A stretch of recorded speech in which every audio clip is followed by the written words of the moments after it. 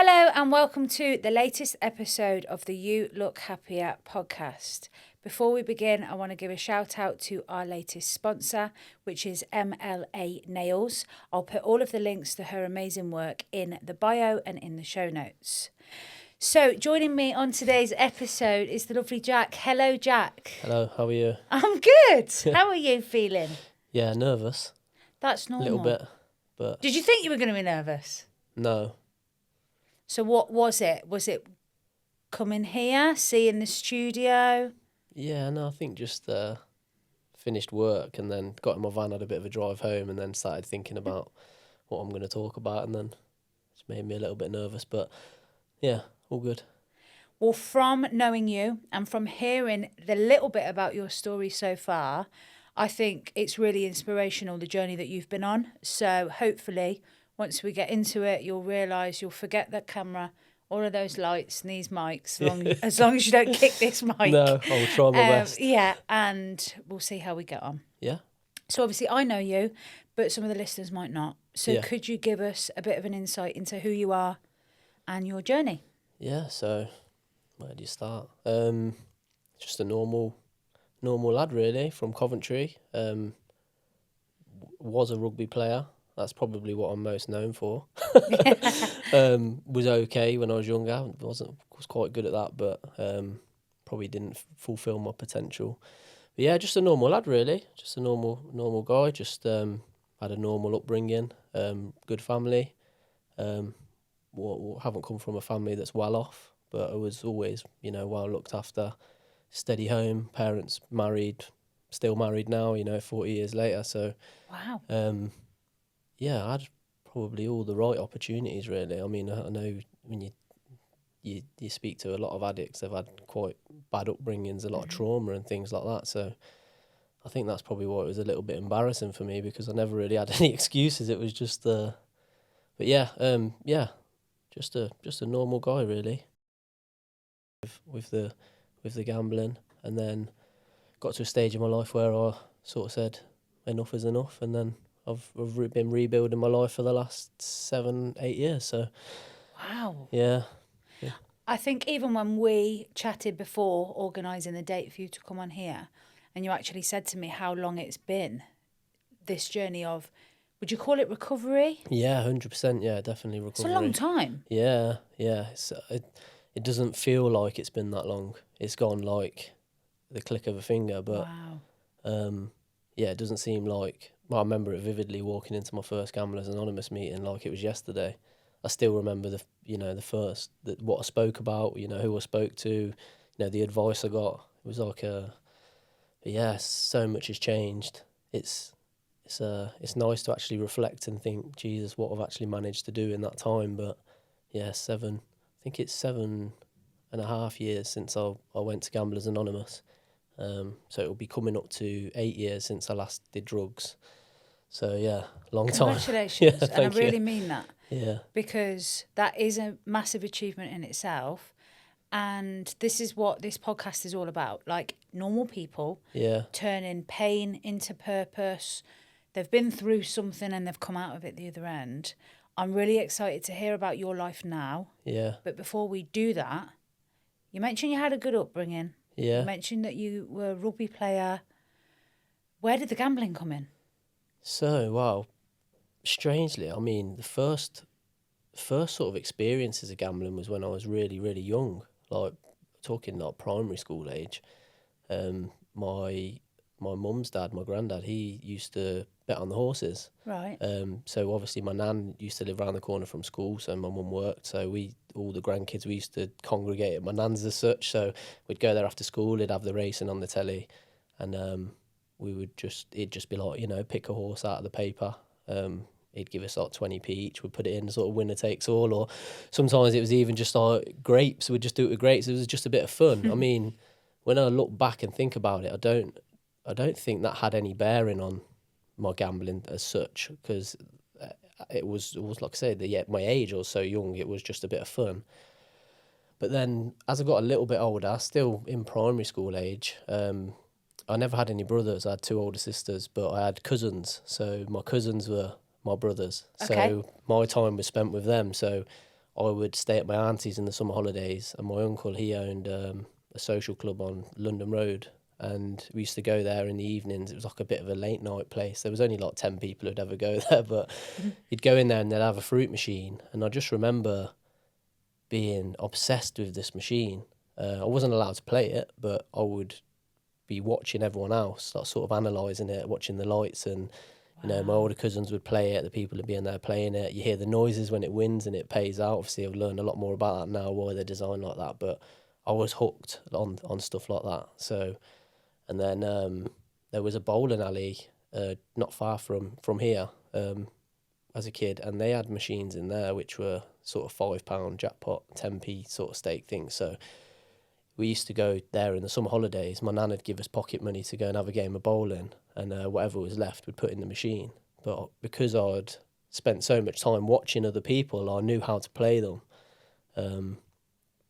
But the thing that struck me now, looking back, was I would still put the money in. I would win £15 out of this machine, which is a £5 jackpot.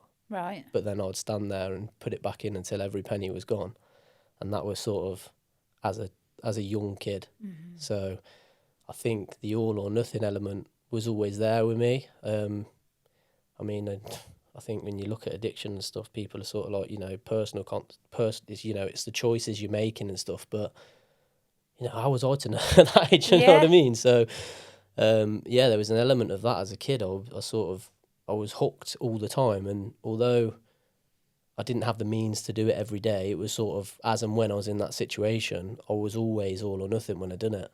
And I'll tell you a funny story, which is similar to that. I remember going on a rugby tour when we were, I must have probably been 11, probably first year of secondary school. And you go to the campsites and the seaside, and you got the arcade and stuff. And I remember my dad gave us, me and my two sisters, 20 quid each, and it was like, you're right, don't ask for any more, that's your money for the arcades or whatever. And this is on the first day. We're there all weekend, and me being me, I went straight in the arcade on the first night, put every single penny of it in the machine, and then that addict inside me, even as a child, was like, right, how do I get myself out of this situation? So I made up a story that someone had mugged me and stole my money. He was this older lad in the thing, and I had like half the touring party running around looking for this person that didn't exist, trying to find them and stuff. And I just think, like, at that point, that should have been a sign, you know, this is something to come, like the lies and the deceit and the, you know, the manipulation of a situation. I was always good at lying. I think that's probably why it went on for so long. But that was as a youngster, you know, and I wasn't brought up like that. I wasn't brought up to lie. I was brought up to tell the truth. And as a whole, I would say I was pretty honest about most stuff, but there was just something there. There was always something there. Or there was always, I don't know what it was, but I could just manipulate a situation and get myself out of it. But I don't know why I was wired up that way. If I took a shine into something, it was like, right, I'll do this 100%. I think that's still probably a case now. Mm-hmm. I'm still very much like that, whether it be work or if I start something, a hobby, going to the gym or running. Like I started running recently. Now I'm obsessed with it. I want to do it every day. You just have to sort of pull yourself back and go, like, chill out. But you can even see that from when you were younger. You can see those patterns of behaviour starting to develop. And also, like, I think it's important to be kind to yourself as well. You're like 11 on that tour. And my perception of when you were just sharing that story with me is you've spent every single ounce of your money. You're 11, but also the ability to go, I've done it all. You then thought, no, I can't choose that option, so I need to come up with a fabricated story to be able to convince who, like Dad. I think it was. He's been mugged. I think that'd be. I think it'd have probably been, if I remember rightly, it's probably a mixture of the two things that sort of carried on my life. Well, first of all was obviously, I think probably the embarrassment of it, right, and not wanting people to know that I'd done it, because it was, you know, I'd had a family member who was had an addiction. He was addicted to gambling and alcohol.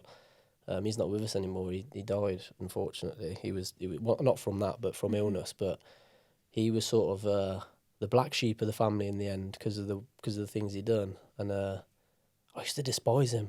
So not in a horrible way. Obviously everyone loved him, but Like there was times when he'd stolen off my nan and things like that, and I think we all sort of hated him for that, for sort of things when you've done that. Oh, you know, how can you do something like that to your mum and stuff? But obviously, as I got older, it's like, you know, that was me.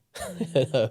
So I think there was the shame of it, but I think there was also the fact that I knew with my dad obviously being quite strict, if he'd have known that I'd done that, I wouldn't have been putting any more money in a machine for the rest of the weekend.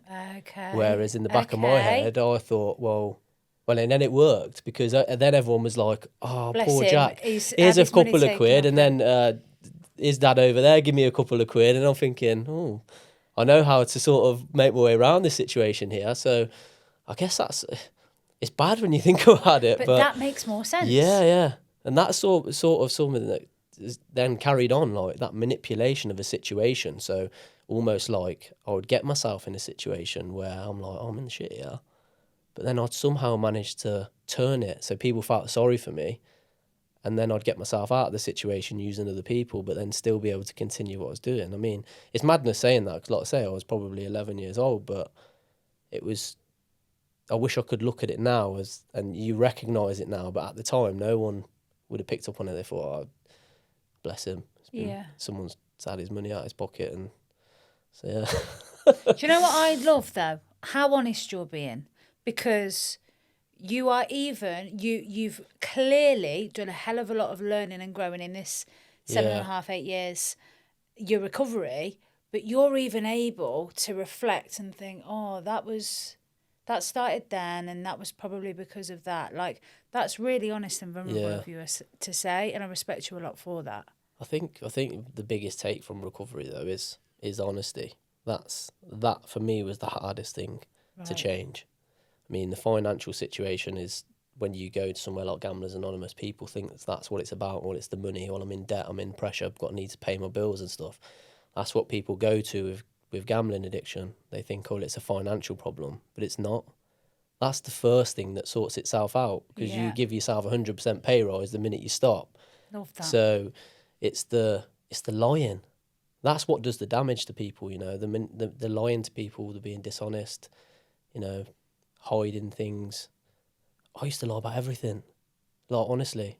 And that was the hardest thing to change, because it wasn't just about telling the truth. I mean, being open and honest is difficult as it is anyway, but changing from, I used to lie about literally anything. Someone would be like, what did you have for dinner? I had chips. No, I didn't. I didn't have chips. Do you know what I mean? But when was that? When did that start then? Was that like... That's just, yeah, I was always like that. Okay. You know, even, when you see like Jay on the In-Betweeners, something like that, that's what I sort of relate to, but I was good with it. I don't know why. I don't know. I had a knack for some things, and that was one thing that I seemed to be good at. People would just buy it and lap it up, and I don't know whether I was just intelligent, because you know, don't you, when someone's bullshit, and you see people like Jay from the In-Betweeners, and someone tells a story, and you're sitting there thinking, you know, just nodding along. But I was really good with it. I don't know why. I could always find a lie in the back of my mind, even right on the spot when I'm thinking, shit, someone's got me, catching me out here. But yeah, that was just the way I was. I was so dishonest about everything, not even little things that didn't matter. So now I'm the complete polar opposite. I'm completely honest. Sometimes I can be too honest, and you sort of people don't like it when you're brutally honest. I find that quite a lot now, especially where there's sort of journey I'm on, and I've sort of got friends who are going through their own sort of things, and maybe just want someone to put an arm around them every now and then. But I'm just like, I'll just say it how it is, and I think that can. Some people aren't always ready to hear that, which is fine. And that's some people, the important thing. Some people need to hear it. So yeah, I think honesty's great. Sometimes you can be too honest. I think you have to tell a few little white lies every now and then to stop you getting in trouble, didn't you? But well, one thing that is interesting about what you've said, you know how you said you came up with this pretty good skill of being able to just lie on the spot. Now, I don't know the answer to this. I want you to be really honest with me. Textbook of why somebody might lie about a situation is to A, get themselves out of trouble, or to B, make the story or make what they're talking about seem more interesting, which would then make themselves feel more interesting. Yeah. Was there any element of that going on? I think looking back, yeah, both. I used to be able to manipulate a situation when I got myself in trouble. So, like I said earlier, I could make myself the victim when I had the consequences of my own choices and the things caught up with me, and I had to sort of come clean. I had this ability to make myself the victim in it and make people feel sorry for me, Right. to sort of take the sting out of the fact that I've gambled all my wages. I'm not paying my bills this month. I can't pay you the money back I've borrowed off you.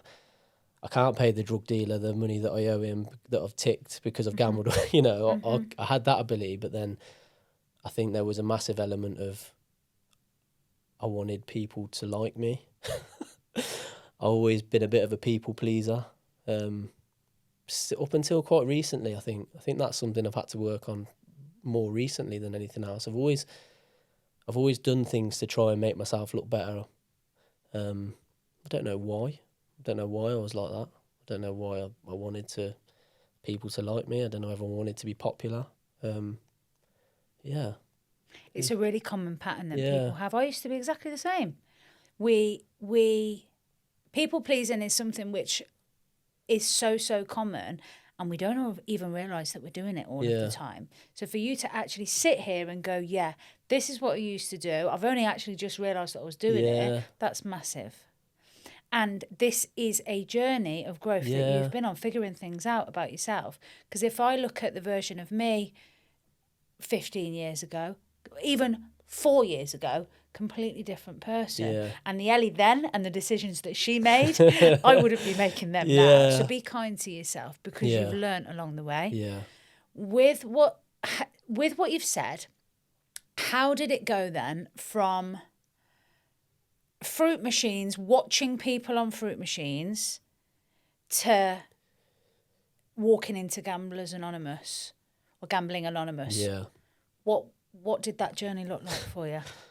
Oh, a lot of ups and downs, to be honest. I think the pattern of my life, real highs, real lows. I think so as probably from sort of primary school age to 16, it was a case of I just gambled when the opportunity presented itself. So I wasn't stealing money out my mum's purse to go down the arcade and things like that. But if I was somewhere, I had money and there was somewhere to gamble, I would, and I was all or nothing. And then once I started working about 16 and just had a part-time job, I started earning a wage, I was like straight in a betting shop. Okay. Yeah, so obviously that was quite a big time. I mean, it doesn't seem that long ago, but it was sort of 15 years ago now. So there was fixed odds betting terminals. I don't know if you heard of them, like the roulette machines. They were massive at the time. So I had my first exposure to them. So in the betting shops, used to go in there used to have a fake ID or someone else's driving licence because you wanted to go out drinking. So I used to go in the betting shops and I'd start gambling in there, and there was never like a transition for me. That was the weird thing. Like when I speak to a lot of people who've been through gambling addiction, it was like, oh, well, I gambled socially for a few years, then I had a big win, and then I hit it. Well, for me, I was always just full on, which is mad, really. So then 16 to 18 was just worked part-time, was at college, fucked around, didn't do a lot. Yeah. Was just either gambling, going out drinking, or at the girl's house who I was with at the time. Yeah. Always owed people money, always. That was... Was that just from gambling? Not just from gambling, no, just... Like, my mum and dad never had loads of money. You know, it's obviously some of my friends, obviously their parents would fund their lifestyle and give them money. My mum and dad never had a lot of money, so if I wanted to do something, it was a case of, well, you're working now, pay for it yourself. But I never had the money, so some of my friends obviously left school at 16 and went straight into work, so naturally they had more money than I did, so I'd borrow off them. And then got to 18 and I started an apprenticeship, so I was actually ended up earning less money working full-time than what I was part-time. But then online gambling was there because I turned 18, so you could gamble online then. So I was into that. So that alongside, I had a period from 16 to 19 where my rugby career as such, I don't know if I can call it a career. It wasn't, yeah, you can. wasn't that yourself, spectacular, Jack. but that sort of presented itself with a lot of opportunities, and it all came at once. So up until 16, never really excelled at that. I always had a bit of potential. I was quite good, but when I went to Henley College and they set up the academy and stuff, I had some good coaching and some opportunities, and then I ended up playing for England colleges at 17. Then I played for Warwickshire first team at 17. That is mental. I was training. Training with the first team at Cov, who were National 1 at the time, so it was borderline professional. Training with the first team there, like sort of looking to get a contract, but I could never clue into it and commit the time. I always had this massive fear of missing out on something. So anytime my friends would be going out for a drink, if I didn't have any money, I'd still go. Right. So I'd find a way. I would move heaven and earth to gamble, to drink, and then eventually take drugs. Mm-hmm. Whereas what I should have been doing was doing my coursework, going to the gym, going training, but you live and learn. So that was probably 16 to probably 19, 20. So I was sort of trying to balance working, an apprenticeship, or back in education, just sort of flipping from one thing to another, not really doing well at any of that, but just sort of trying to survive so I could carry on playing rugby, and then not really putting the time into the rugby training and the things I should be doing because I was too interested in the other things, girls, drinking, drugs. Yeah. And then that period of life, I think I always had it in the back of my mind that I was going to grow up. It was just something that happened for everyone. You just come to a point where you just start growing out of these things. And then I blinked and I was 24 and I was like, fuck, what am I doing?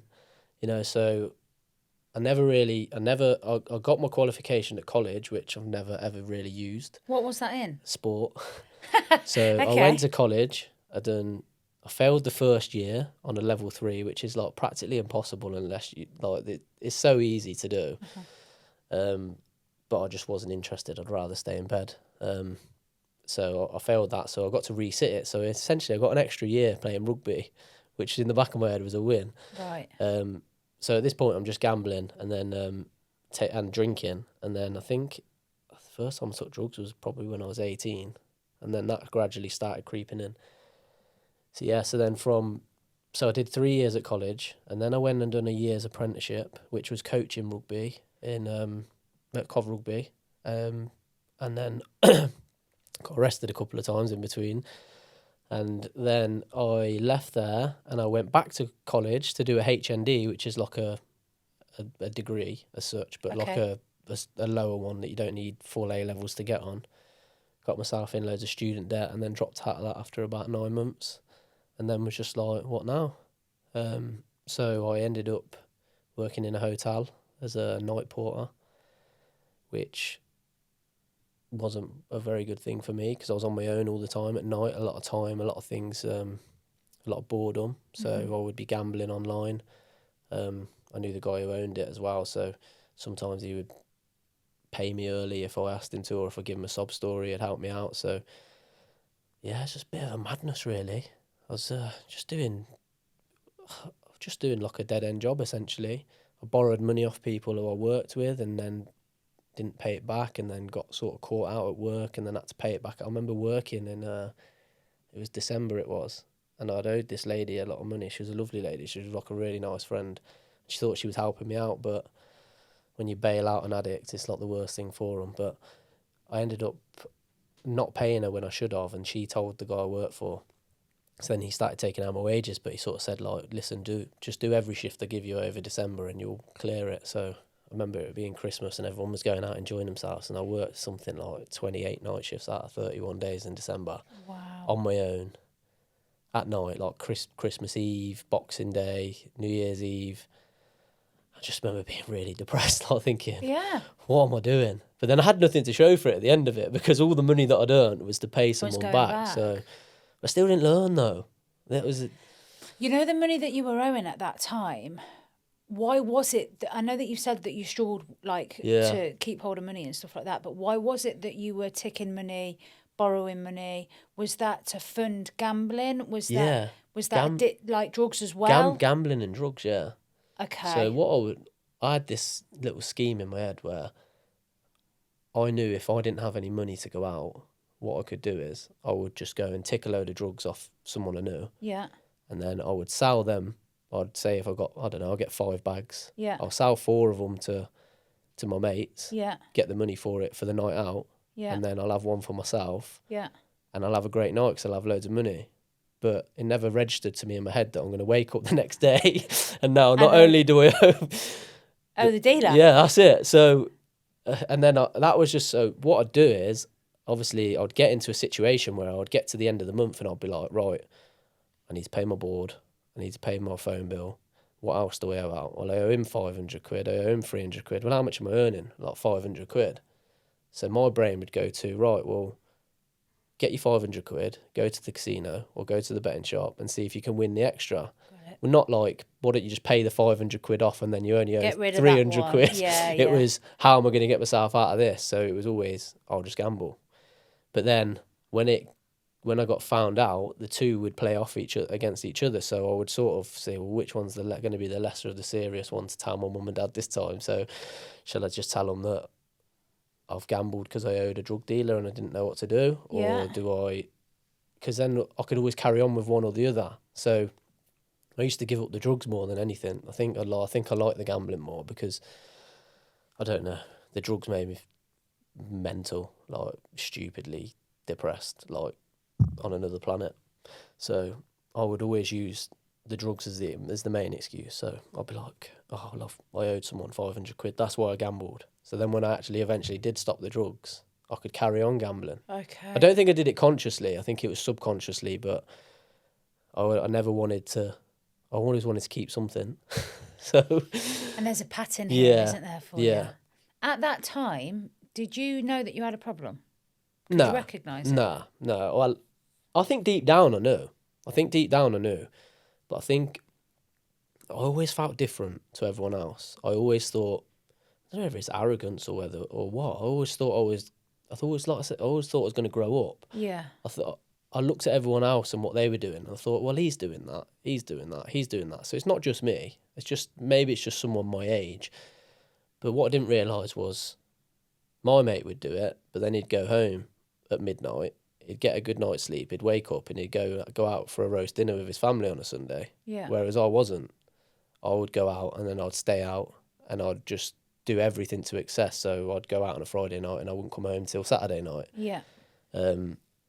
I wouldn't just have a bet on the football or a fiver on a Saturday. I would do my whole wages on the Friday as soon as I got it. Or I'd wait up until midnight on payday, waiting for it to land in my bank, and I'd be gambling at 1, 2 in the morning while everyone's asleep. So, but then later on in life through recovery, what I realised was I was also surrounding myself with people who were doing all these things because it made me feel like what I was doing was okay. And it was normal. No. So, and unfortunately, there's still people who I did those sort of things with who are still doing that now. And I think I do feel bad for them. I think it's a shame because I just think I'm quite lucky that I realised what I was doing. So, yeah.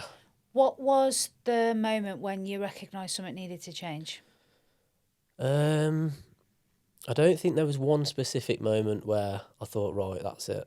I need to do something about this. There was like a catalogue of events leading up to it. So first of all, I was getting a bit depressed, I would say, because I was watching all of my friends and moving on with their life and hitting all these milestones. So, getting engaged, buying their first house, driving around in nice cars, getting promoted at work. And I was a labourer. I was earning like 70 quid a day. So you went from the hotels to... Yeah, so then I went into the construction then. Okay. So I think I was about 21, 22. And I was doing that for a couple of years, but I never really progressed. I was always a hard worker. I always did enough. I was a hard worker, but I was never really that interested in learning because I was always on my phone or doing something else. So, I was watching everyone else doing really well in their life and moving on. And I think that's sort of like, well, what am I doing? I'm earning 70 quid a day. I didn't drive. I didn't even have a driving licence. So, it ain't too bad getting the bus to work in the morning when you're sort of 17, 18. But when you're like 24 and you're having to get 2 buses to your boss's house to then get to work, and then 2 buses home, it was a bit like, what's going on? So my partner Olivia, she was putting a lot of pressure on me to, well, when you're going to start saving money, we want to get a house, we want to start saving for a house. And obviously 6 months before I'd stopped doing the drugs, which I did with no help really. I managed to do that with no help, but I sort of just swapped one thing for another, so my gambling just sort of doubled. So it was a case of why have I stopped taking drugs for 6 months, and why is nothing else improving? Like, nothing's getting better. I still mentally feel as bad as I did then. I'm not going on benders or whatever, but I've still got no money. And it was an element of, I started doing things that I didn't really like, which I would probably look at other people and think, fucking scumbag, what are you doing that for? So I didn't recognise it as much at the time, but I think when you get found out or you get exposed for something, or it sort of makes you think about it. But the big thing for me was I'd got myself in a situation where I was in debt, but I wasn't actually in massive debt because I'd ruined my credit rating so much when I was 18. No one would borrow money to me. And I'd obviously borrowed from family and friends in the past and obviously let them down. So they were like, I ain't lending you any money. So it was a case of just what I could get at the time. And I got to a point where I owed, I think it was only a couple of grand, but I was like praying, come on, just give me this one win. I'll pay it off and I'll never do it again. I'll stop. So you were relying on gambling. So I was, So I was like, if I just have one big win now, just enough to pay this off, I'll cancel all my accounts, I'll close them all down, and I'll never do it again. Lo and behold, I won enough money to clear it all off. I was not expecting you to say that then. Well, this is the thing, innit? Wow, okay. So I won enough. So I'd won enough to pay all the debts off, and I still had like 500-600 quid to last me 3 days until I got paid. So I was like, buzzing. Happy days. Close that account, not going to do it anymore. Obviously, as a compulsive gambler, it's not as easy as that. Because you've had a big win now as well. It's not even just a big win. It's just, I'm addicted to it. I can't stop. I could probably do it for a couple of days, but there was money there. Why am I my brain's going, why stop now? What are you going to stop now for when you're on a win? And then I had a period where it was like, I kept winning. And I had like a bit of a winning streak as such. And I was sort of like, oh, I'm actually pretty good at this now. So I'd be like, that's when you show people that you've won. No one knows about the gambling when you lose. Everyone knows when you win. And just out of interest, what was it that you were betting on? Everything. Slots, horses. Yeah, I'd gamble on anything. Would you do like football and accumulators? Nah, not really. Stuff? No. Nah, football. I used to have a little football bet every now and then, but I always had to have something going. There always had to be something there. So it was mainly towards the end. It was like slots and horses, things that I could get a quick result on, things that I didn't have to wait like all day to find out the results or whatever. It was always constantly going. So I had a bit of a thing where I was winning, and then that sort of stopped. But then, like I said, I had the big win. Well, it weren't massive, but I had that win. Paid everything off, and then within 3 weeks, I was in 3 times as much debt. So I paid all the loans off, but these payday loan companies were like, "Oh, we could only lend you £100 or whatever. Oh, you paid back early, so we'll give you 500 quid this time, or we'll give you 600 quid this time." So I was like, didn't even need the money, but I'd just borrow it, because then I had stake money then. So in my brain, I'm thinking, oh, well, if I've got more money in the bank and more to bet with, I can up the stakes. And then, so I ended up in 3 times as much debt. And then I was like, right, I'm in the shit now.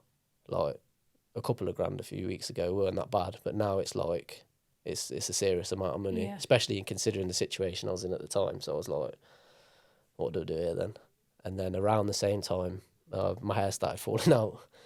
So I developed alopecia and psoriasis on my skin. So I started getting like little scratching all the time. My skin started breaking out. Yeah.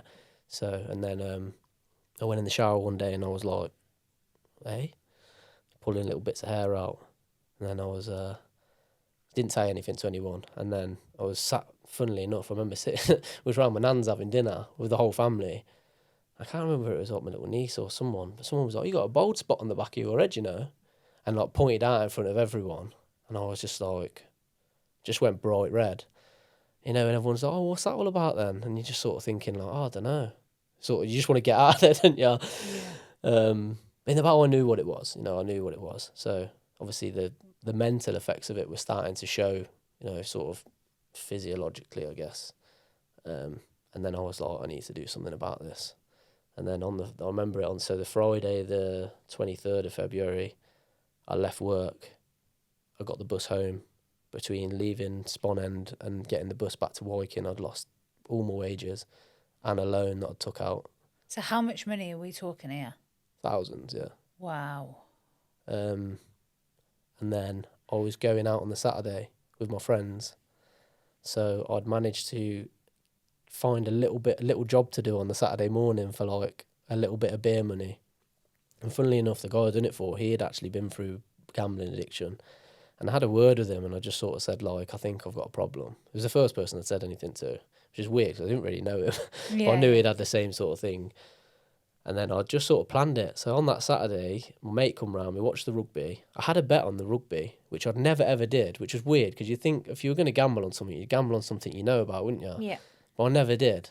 It was like £2 or something. My last bet was like £2. You know, the day before I was losing like stupid amounts of money. And that was my last bet. And then I went to the pub and Olivia weren't speaking. Obviously, we'd had a few arguments and stuff. She knew there was something wrong. She was like pressing me hard at this point. She's like, right, you either tell me what's going on or we're done sort of thing. Mm-hmm. So I was like, right, one last blowout then. Went down the pub.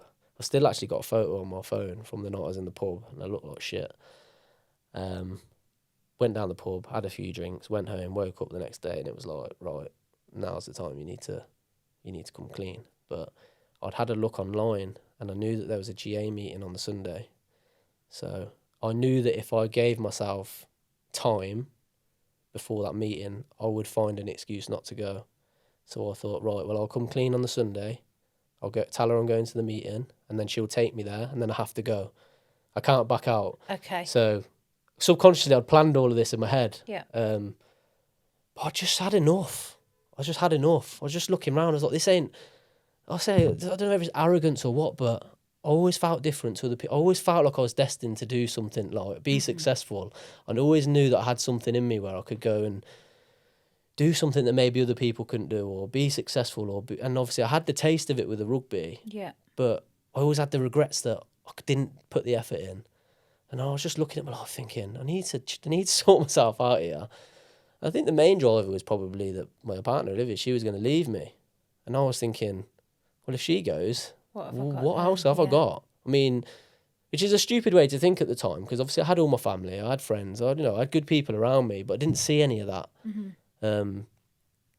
But yeah, that would have been. I think for me, I think if she'd have left me at that point, would I still be here now? Don't know.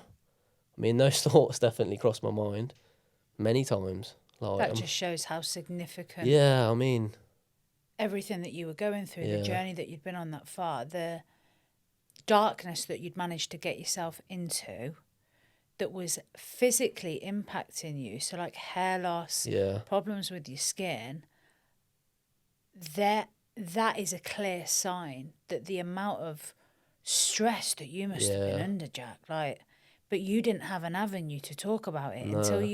until you spoke to that guy on that Saturday morning, until you actually planned to come clean and be honest with Olivia. Like, you were dealing with all of that on your own. yeah, And that is so common when you have people with addiction, no matter what the addiction is. It's the reluctance to be honest. yeah. And as you mentioned earlier, potential shame of being honest. I think the mad thing with it is when you're in that sort of situation. I was lucky, I had great people around me. You see some people who go through recovery have lost their family, their kids, they've been through some serious trauma and they've got no one. And I look at people like that and I see them pull themselves out of it. I think, fucking fair play. Yeah. Like, with me, I had all of that, but I've never ever felt so alone. Sounds mad, but I tried to talk about it before. I tried to speak to people. I tried to sort of open up, maybe just drop something in a conversation, see what sort of response I got. But you don't I think until you've been through it or you've had something similar, you don't really understand. Even to this day now, you know, I speak to my mum about it, and bless her, she always tried to help me, and so she believed everything I said, Yeah. and to this day, I still don't think she probably understands just how bad it was, because I'm a little boy. She didn't want to believe it.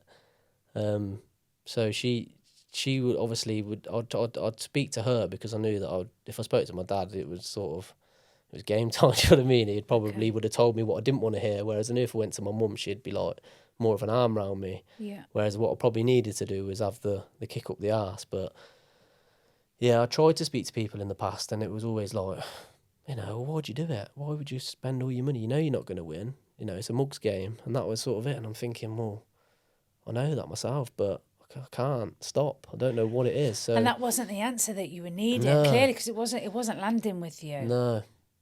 So what happened then? So you spoke to Olivia, So I text her. right? Did that honourable thing. She was upstairs, I was downstairs. I text her saying, you were right. There is something going on. She had called it anyway. She knew. I don't think she knew. I don't know if she knew it was gambling, but I said I've got a problem. It's, you know, the gambling. She knew I'd had a problem with the drugs as well. She'd called me out on that loads of times, and that was sort of an ultimatum. So I stopped that, and then I told her, and I said, I'm going to get help. I want to go to meetings. I want to sort myself out. I've had enough. And she come down, and we was in the kitchen. My mum and dad had gone away for the weekend.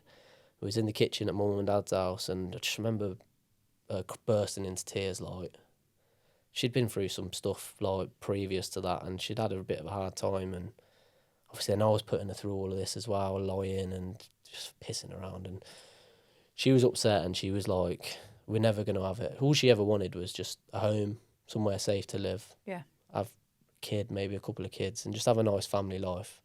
And I'd obviously always made all the promises, but never really kept any. And she was just, I just remember her face, and she was like, we're never going to have it, are we? We're never going to have it.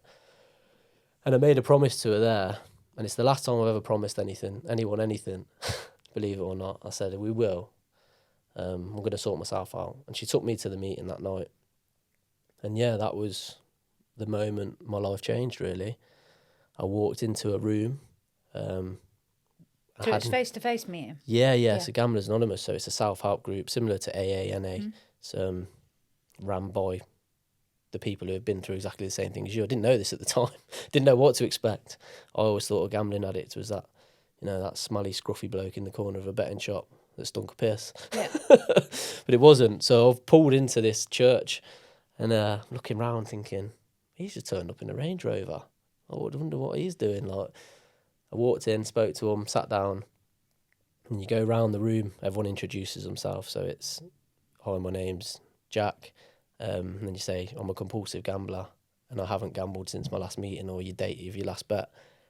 So I sort of going round, and then I said it. I said, my name's Jack. I'm a compulsive gambler, and I haven't. And I had a bet yesterday, but that for me was the moment that just changed. I was like, well, yesterday I couldn't tell anyone. I've just sat in a room with 30 other people, and I've said I'm a compulsive gambler. I've almost just admitted it. Yeah. But I sat there not knowing what to expect, and I was just listening to people and taking it all in. I was thinking, wow, well, I related to that. I relate to that. He was driving the Range Rover. How's he? Do you know what I mean? And then you start hearing people's stories, and then it's your turn to speak. And, you know, I sort of spoke about why I was there and stuff. And there was this old boy. I won't say his name, obviously, but there was an old guy there, and he asked me a question. I think it was like, have you paid your tax bill? Because I was self-employed. And I said, yeah. And he was like, bullshit. He's like, you're lying. I said, what? Oh, I was thinking, what the fuck's this? Who's this prick? What's he on about? He's like, you're lying, you are? I said, I'm not lying. Like, I'm not. He was like, yeah, all right then, we'll see. And he sat there in his chair and he was like, it's full of shit. And I was like, I was thinking, fucking hell. But what it did was I left there, and I'll be honest, I left there and I was really positive, because for the first time in my life, I'd admitted I had a problem. Yeah, which is massive, because you couldn't the day before. The first time in my life where I'd opened up about it, and people were nodding, going, yeah, well, I was like this, and this is how I help myself. This is what you can try and do. I was thinking, well, no one's ever gave me advice before. Everyone's just sort of been like, what are you doing that for? It's nuts. So people understand me. And then I left, and then all I thought about for the whole week, I couldn't get to the next meeting on the Thursday, so I had to wait a whole week to go back. And all I was thinking was, that bloke's called me out there, and he was right. And he knows. So you hadn't paid it? I hadn't paid it. No, of course I didn't. No, I hadn't paid my tax bill. But he knew as soon as that lie left my lips, he knew. And I was thinking, I can't pull the wool over these people's eyes. So it was a big eye-opener for me. I was thinking, I've gone my whole life being able to just say a lie and I'll be able to get away with it. And this fella who's known me 20 seconds has called me out on something. And then I was thinking about it, thinking, maybe this is what I need. I've tried everything else. I've tried... I didn't try therapy and stuff like that, but I tried banning myself. I tried, stopping myself from going in the shops and speaking to people. I thought maybe this is what I need. And I went back and I apologised to him. I said, you were right. I was lying. And he said, I know you were. Do you know what, though? That's massive that you were even able to do that. And I went back and I said sorry to him. And ever since then, I mean, he's not with us anymore, bless him. But ever from that day... it was great, but he loved me. Like anything I needed advice on, he'd give me advice, and it was like I looked up to him. He was a bit of one of the peers. I really still like him. He was a great bloke. But and then I think if he hadn't have done that, would I have gone back? Would it have been enough to stick? I always felt like I had a point to prove then, but it was also it just I don't know. I just felt like this is the right place for me. I'm in a place where people understand me. I'm in a place where people don't judge me, because I always felt that when I did eventually open up to people, I felt like people judged me or people didn't understand, and it's a bit embarrassing. Mm-hmm. There's a bit of a shame to it, or a stigma. So yeah, that was the minute I changed. And then, I mean, I've been going there since the 25th of February 2018. I mean, I was there yesterday. I still go to meetings now. So you're still going? Fantastic. Yeah, love it. It's great. When people talk about meetings, and I know that there's loads of different types of meetings, but even with guests that I've had on here, the perception of what you might think a addict of whatever kind might be is so far from the truth. Like you're sharing, you had an idea of what a gambling addict might look like or might present as. Yeah. Same with somebody that might have an alcohol addiction, a heroin addiction, a sex addiction. Do you know what I mean? Our brain will go, it's almost as if there's a picture in our mind of what we think, that stereotypical person. Yeah. But you're sharing, you found yourself at a crossroads, essentially, where you thought something needs to change and I need to grow up here, because you were waiting for that. You were waiting for that moment. You did it yourself. Yeah. So you took yourself to that meeting. It wasn't the stereotypical people you expected it to be. No. So you probably felt more at home anyway, thinking, oh, these are just normal people then. Yeah. Would I be right in saying that? Yeah, 100%. Funnily enough, quite a lot of the people there, quite high achievers. Yeah. They're clever people. Yeah. And that is so common. That's what you find. Even with one of my other guests, Callum. Yeah. He was saying about AA and how the people that you expect to be in those meetings aren't the people that you would think that they would be. So with this, you've been going to that ever since then. Yeah. So am I right in thinking this is like 7 years? Yeah, 25th of February 2018 was my first meeting. Yeah. And how did you stop? So did you just get rid of all of the apps, not go in a betting shop again?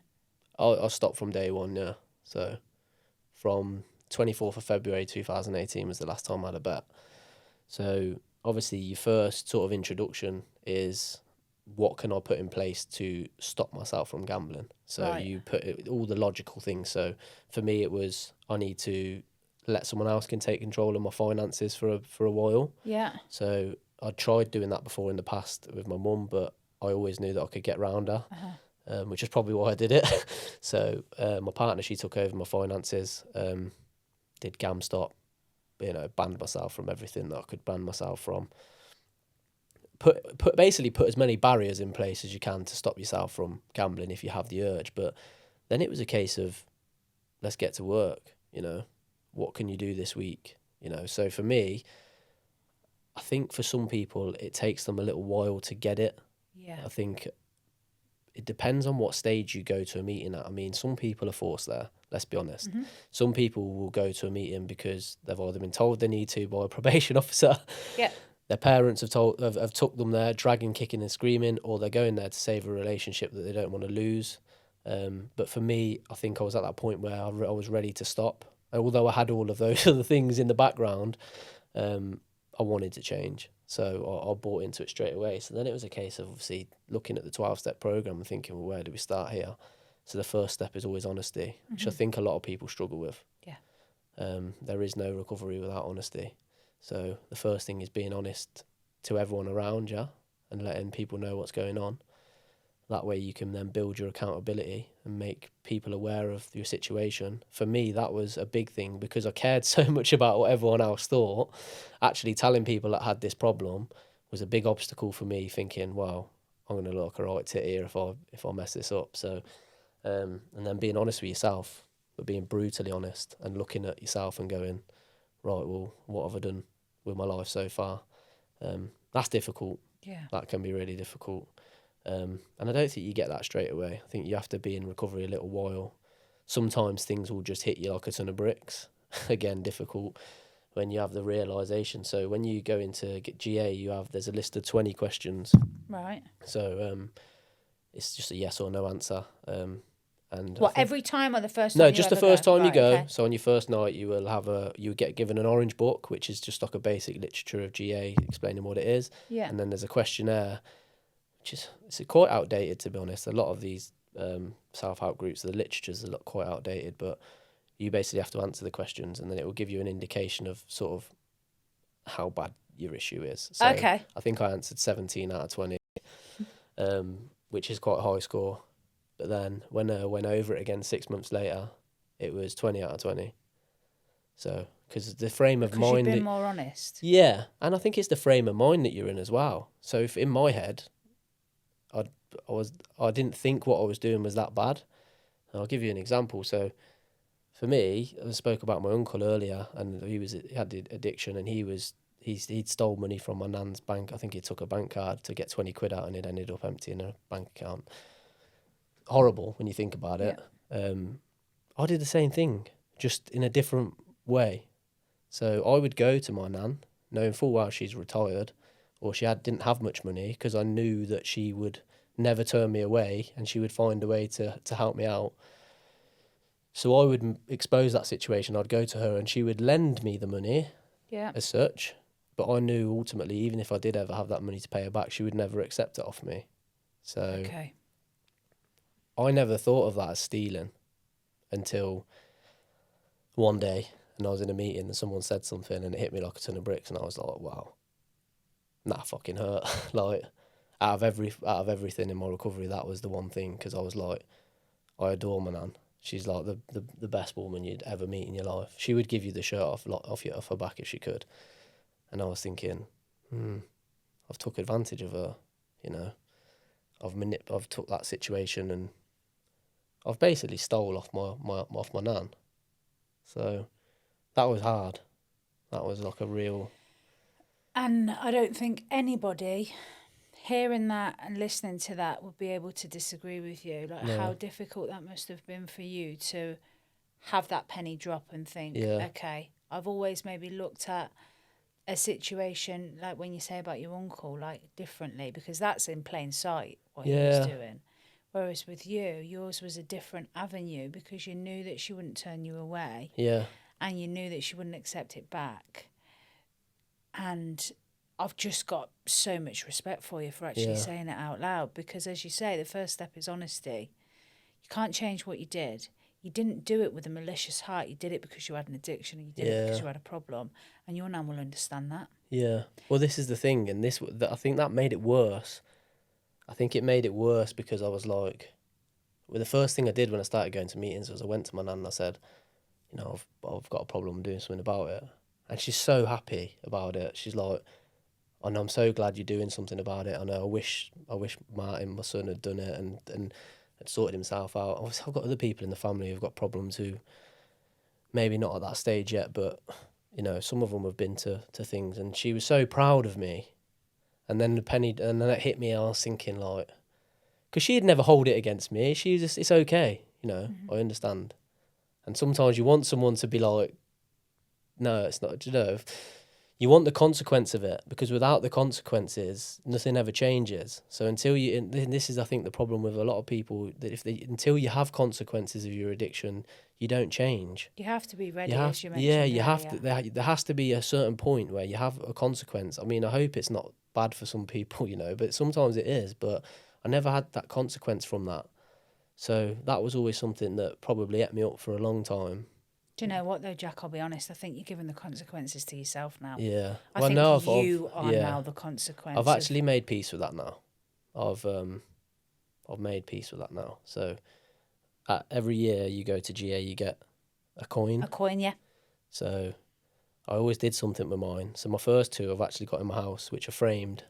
My third one I gave to my partner Olivia, and my fourth one is in my daughter's bedroom above her bed. And then my fifth one, it was I got it just before my nan's birthday, my nan's 80th birthday. So I gave it to my nan on her birthday. And I said, I didn't want to give her the 1 or 2 year, because I thought, it's not enough, you know. I need to show that I can stick this out. And I got to 5 years, and I looked back and I thought, do you know what?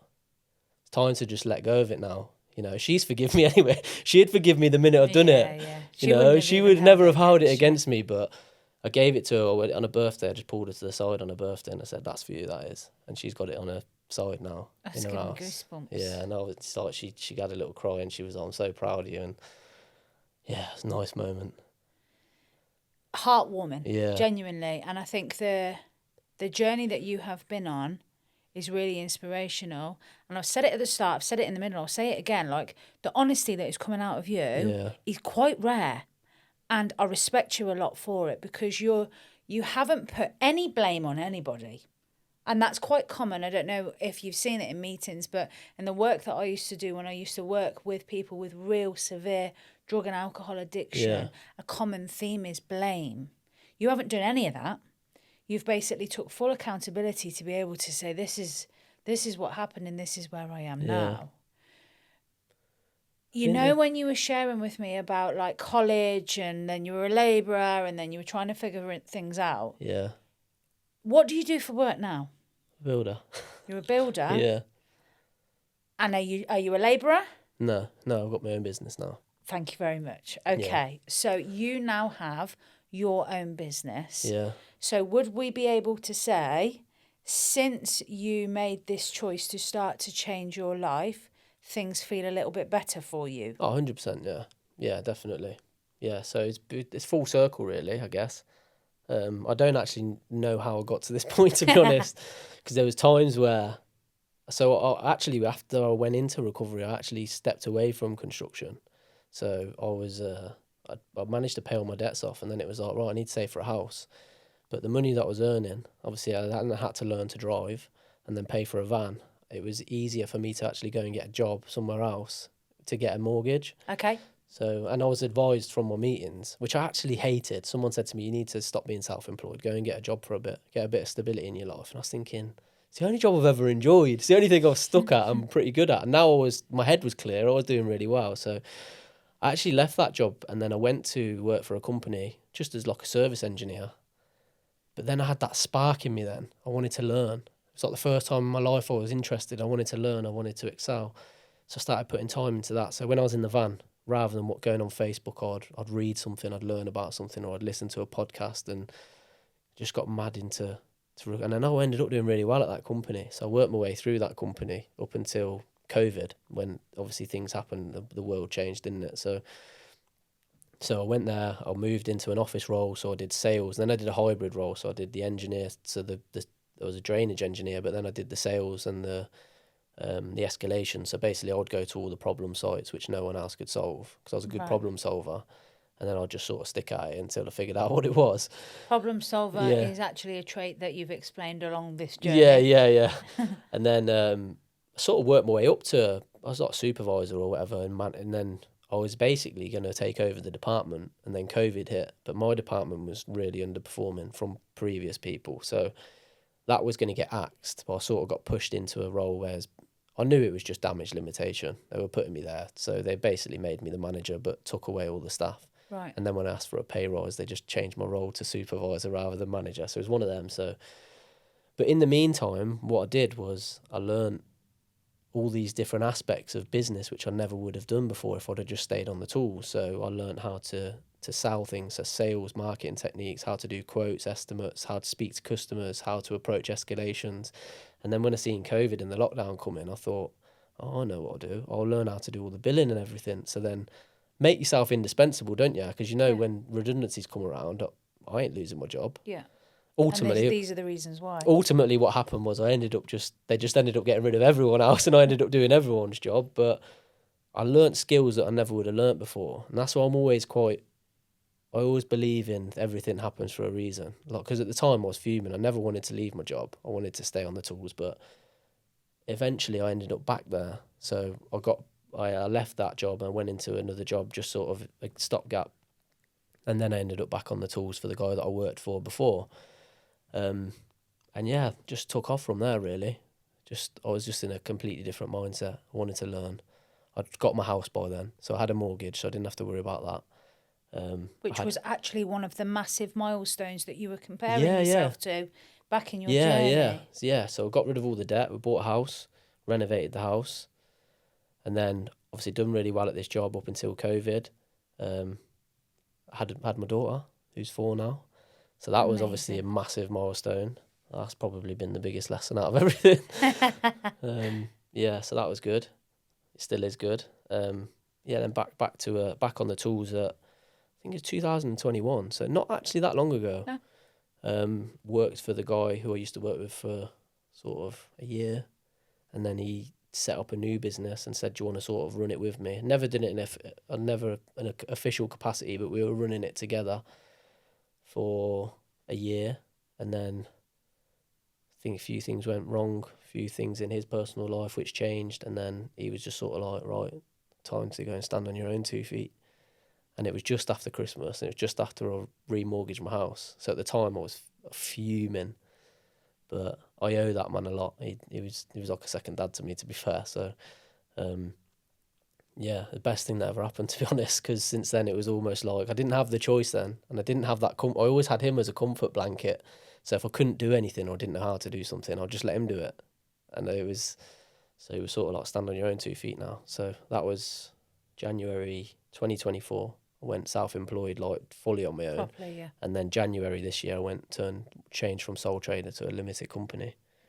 And now, Fantastic. Mental, big change. Well, what I will do is I'll put all of the details of your business anyway, just in the show notes. But I'm noticing there's loads of patterns going on here. And another pattern, you know how you shared with this guy that you were working with? Yeah. Like, he was a bit of a comfort, really. Anything that you didn't want to do, you could sort of pass off. That was also a pattern of behaviour that you've even shared today. Like, difficult situations, you knew that you had comfort around you one way or the other, even if it was like when you're working in the hotel and that guy was able to like give you your money before drug dealers were able to tick you always had that. So it wasn't always so much of a challenge for you managed to figure things out, whereas once you actually, I mentioned a crossroads earlier, you found yourself thinking, shit, okay, now what? There's 2 examples here where it's actually excelled you into something really positive. Which is massive. One question which I ask all of my guests is based on, you've shared about your journey, but then it's about maybe looking back a little bit. You know, when you were really struggling, the version of Jack then, if you could speak to him, what would you say to him now? Honest answer. Yeah.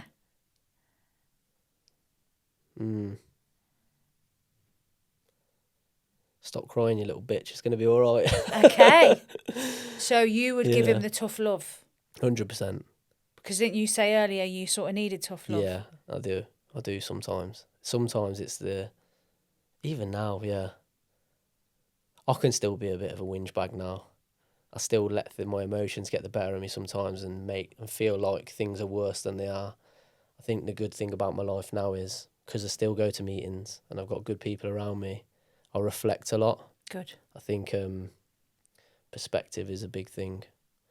I sometimes go home miserable thinking, oh, why am I so stressed out? You know, this is terrible, blah, blah, blah. But then you look back and I think, these are luxury problems.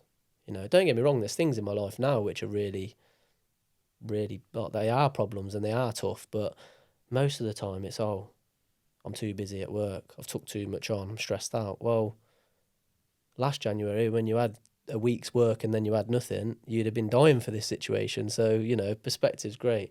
Or when you were on that bus and Well, you always spent on, your yeah, that's wages it, and yeah. the loan. Oh, yeah, you're on the 2 buses. Oh, I mean, I've got 2 vans now. Do you know what I mean? Take your pick. Which one do I want to drive Fantastic. today? Fantastic. So I've got to leave one outside my house. Which one's it going to be? So that's the thing. So perspective's great. I mean, I know people who are going through some really, really tough times now.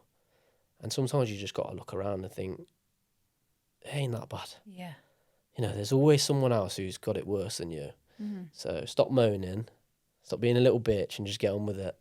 And I think I usually get to myself to that conclusion a lot of the time now. It doesn't normally take that long, but occasionally if I'm taking a bit too long, my missus will give me the kick up the arse and say, "What, you stop sulking, just get on with it." So She's good for you, she yeah, is. yeah, she's Isn't she saved my life, really. She's done so much for me. Things that people don't know about, you know. Everyone sees the things that she does for me on a daily basis, you know. But the things that she's done for me, oh, I don't want to get upset, but yeah. We've been through some stuff together, like really, really tough times. And she stood by me. I mean, I had always had a good family. My family would never have walked away from me, but I don't know, I needed her at the time. I think she was there like every minute of it. Mm-hmm. You know, she used to pick me up and take me to my meetings on a Sunday. She'd make sure I got to the door, you know. I didn't have to ask. It was never a burden. She's never ever held it against me. You know, there's been times where we've missed out on things because of what I did. There's been times where we couldn't afford to go on a nice holiday while everyone else is enjoying the summer. She's never held it against me. There's been times where I've probably made her feel terrible with the way I've spoke to her or the lies that I've told. Used to be very paranoid when I was taking drugs and gambling. Used to accuse her of things that probably would, you know, it was just in my own head. Yeah. You know, probably quite controlling. Didn't want her going out. Or why are you going out? Who are you going out with? You know, that's nothing That's like your that now. vulnerable self-talk. Yeah, nothing like that now. Nothing like that now. So I try and push her out the door now. Like, go and enjoy yourself. But yeah, no, she's done everything for me. Like, I don't know where I'd be without her, to be honest. Powerful woman. Yeah. And I'm really pleased that you've got her. Yeah. Do you know what I mean? And your little girl's got her as well. Yeah. Well, that's Fantastic. the main thing. Yeah. Okay. So, from the bottom of my heart, thank you so much for being so honest, for being so real and relatable, Jack, as well. Because you've not only said, yeah, this is what I've been through, but you've been humble about where you are now. I actually had to pull it out of you, thinking, no, I'm going to bring up the fact you've got your own business, thank you very much. But also, you've been completely authentic with some of the things that you are ashamed of, because you've managed to give yourself peace for that now because of the amount of work that you've done. So I'm eternally grateful to you, and not that you need it, but I wish you all of the best success on your journey moving forward. Thank you for having me on as well. You I appreciate are so it. welcome. Tick something off the bucket list now, so yeah. Okay, and as I said, I'll put all the links to like your business and everything in the show notes anyway. Thank you. Okay.